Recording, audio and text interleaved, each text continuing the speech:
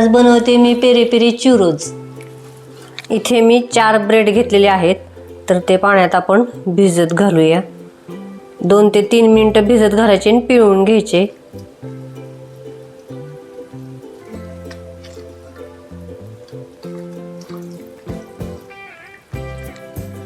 ताजे असेल तर लगेचच पाण्यात बुडवायचे आणि लगेच असे काढून घेतले तरी चालतील। असे पिळून घेणार आहोत आपण।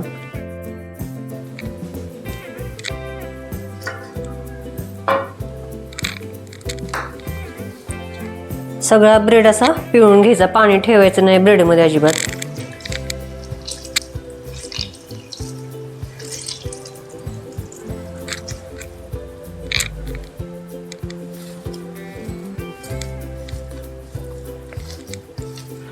थोडासा चुरून घ्यायचा।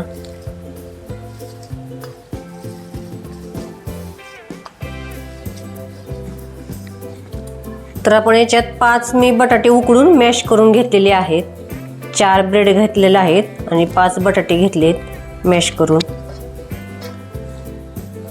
तर अर्धा चमचा मी पेरी पेरी मसाला आणि अर्धा चमचा चिली फ्लेक्स घातलेले आहेत। चवीनुसार मीठ, अर्धा चमच्याला थोडीशी कमी अशी आपण मिरपूड घेतलेली आहे आणि 4 चमचे कॉर्नफ्लॉवर।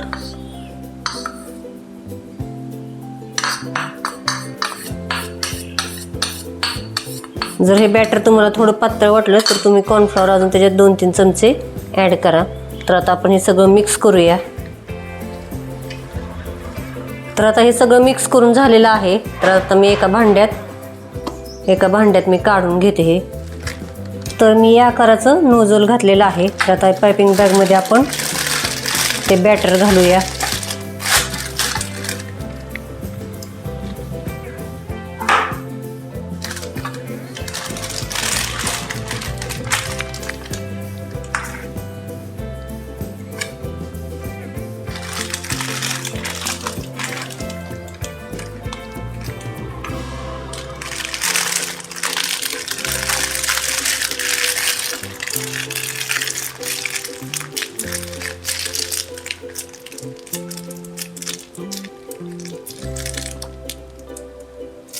तर छान आकारात आपण पाडून घेऊया।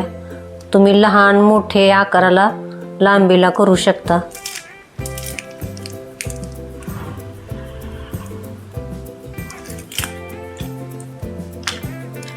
किंवा इथे कात्रीने तुम्ही कट करू शकता।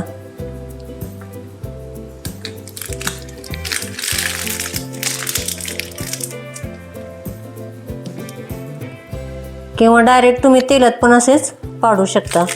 बटर पेपरवर तुम्ही घालू शकता हे।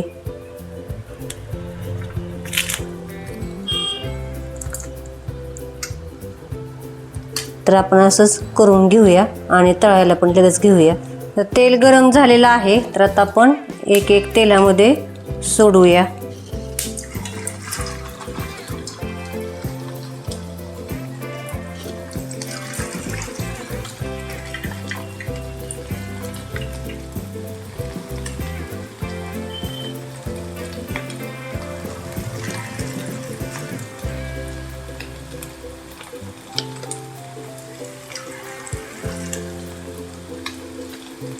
कुरकुरीत तळून घेऊया। मस्त असे कुरकुरीत झाले, तुम्ही बघू शकता। तर आता आपण काढून घेऊया आणि बाकीचे असेच करून घेऊया सगळे। तर आता आपले पेरी पेरी चुरोज तयार झाले, तुम्ही बघू शकता। वरून ह्याला पेरी पेरी मसाला टाकू शकता किंवा मेयोनीज आपण टाकून खाऊया। तर चॅनल सबस्क्राईब करा, लाईक करा, शेअर करा आणि कमेंटमध्ये मला नक्की सांगा कसं झालं ते। थँक्यू।